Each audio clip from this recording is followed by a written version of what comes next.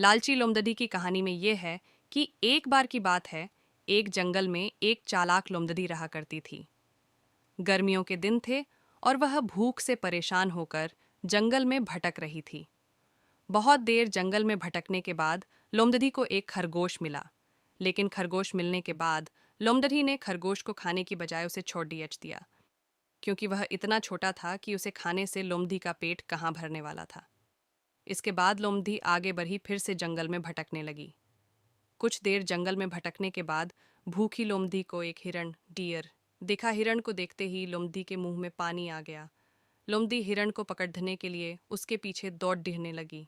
लोमड़ी ने अपनी पूरी ताकत से हिरण का पीछा किया, पर हिरण लोमड़ी की पकड़ीह में नहीं आया। अब लोमड़ी खाने की तलाश में बहुत ही थक चुकी थी। जब लोमड़ी के हाथ हिरण भी नहीं लगा तो लोमड़ी सोचने लगी कि इससे अच्छा होता वह छोटे से खरगोश को ही खा लेती, जिसको उसने छोड़ा था। कुछ देर आराम करने के बाद लोमड़ी खरगोश को ढूंढने के लिए फिर से जंगल में भटकने लगी। जंगल में खरगोश को ढूंढते हुए लोमड़ी वहां पहुंची जहां उसने खरगोश रैबिट को देखा था, लेकिन लोमड़ी को वहां खरगोश नहीं दिखा।